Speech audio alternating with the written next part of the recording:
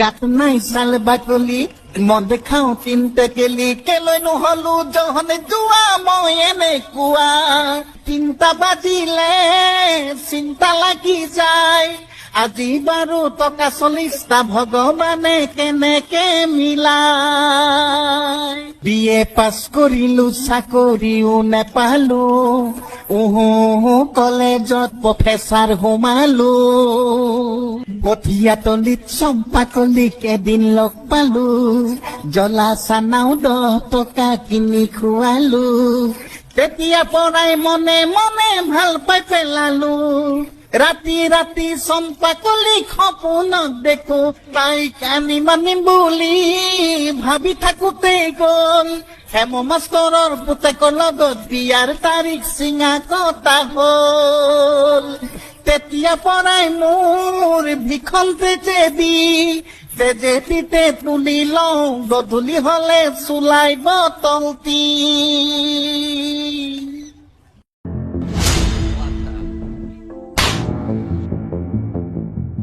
Hello hello বলছি কি এই গেলে মেরেছেন তো এখানে আরেকটা মারেন না তাকায় থেকে লাভ নাই একটা মারেন না আমি তো সকালবেলা গোসল করে ফ্রেশ হয়ে সুন্দর জামা কাপড় পরে বের হয়েছি আপনার হাতে থাপড় খাওয়ার জন্য প্লিজ আরেকটা মারেন আমি ভাত খেয়েছি অনেক কষ্ট করে নিজের হাতে রান্না করে বাবাকে খাইয়ে দিয়ে আসছি সবকিছু করছি অফিস থেকে সবকিছু সুন্দর করে বের হয়েছি শুধুমাত্র আপনাদেরকে ইপটিজিং করার জন্য আর এই ইপটিজিং করার ফলে আমার এই মাসিক যে একটা স্যালারি আসে স্মার্ট স্যালারিটা এই ইপটিজিং এর ফলেই আসে আপনি যদি আমাকে আরেকটা থাপড় মারেন তাহলে আমার ওভার টাইমটা হয়ে যাবে আপনি আরেকটা মারেন প্লিজ আপনি আমার কথাটা শুনুন আচ্ছা থামেন আপনাকে কিছু বলতে হবে না আপনার কি মনে হয় সকালবেলা কোন রকম 2-4টে খেয়ে লোকাল বাসের একটা হ্যান্ডেল ধরে কষ্ট করে রাস্তায় নেমে যায় কখন আপনাদেরকে ইপটিজিং করব এইটা ভেবে আমরা মধ্যবিত্ত ফ্যামিলির ছেলেরা এটা চিন্তা করি যে আমাদের ডিউটির ফাঁকে ফাঁকে রাস্তায় বের হয়ে আপনাদের মতো মেয়েদের সাথে আমরা ইপটিজিং করবো আর ইপটিজিং এর টাকা দিয়ে আমার বোনকে ভালো কোনো স্কুলে পড়াবো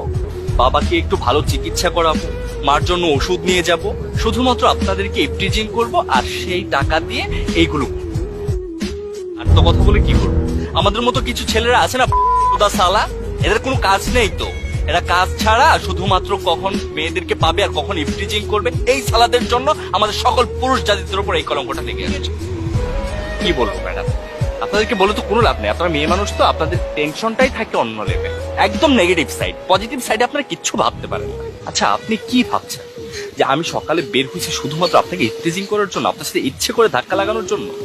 না ম্যাডাম আমরা সবসময় না এইটা ভাবতে থাকি যে কখন অফিস শেষ করে বাড়িতে যাওয়ার সময় মার জন্য ওষুধ নিয়ে যাব বাবার জন্য কি নিয়ে যাব আর বোনের টিউশন ফিটা কি দিতে পারবো কিনা এইটা ভাবতে ভাবতে কখন যে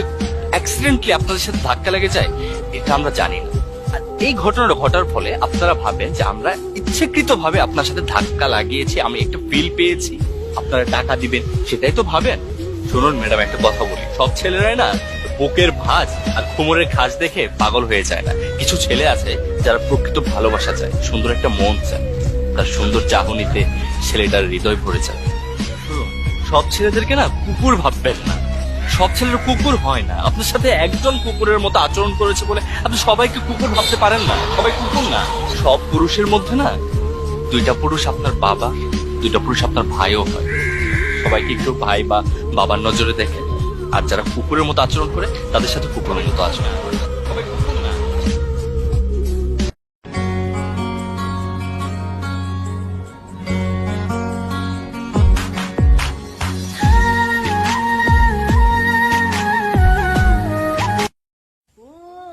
মই হেৰাই গলেও কোনো কথা নাই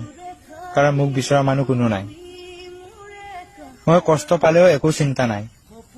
কাৰণ মোক বুজি পোৱা মানুহ কোনো নাই ভালো যদি নোপোয়াই প্রেম যদি নকরাই কিয় তুমি করিলা মোক প্রতারণা জানোই তোমাৰ কাষত বহি তোমাক কোনে মৰম কৰিব উঠি দুগালতে ফুলে চুমাকিব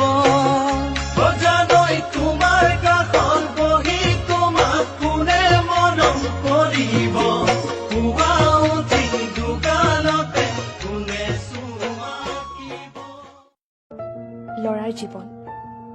কিমান ইনকাম কৰে সেইটো সোধে, কিন্তু কিমান কষ্টত ইনকাম কৰে সেইটো কোনোবাই সোধেনে? কোনো নুসুধে।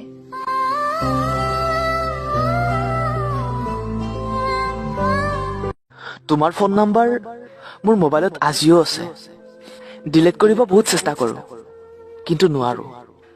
কোনোবাই তোমাৰ কথা সুধিলে হাঁহি এটা মাৰি কওঁ, পাহৰি গৈছো আজিকালি। যিজন মানুহৰ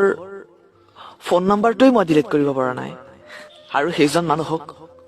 মই মনৰ পৰা কেনেকৈ ডিলিট কৰিম?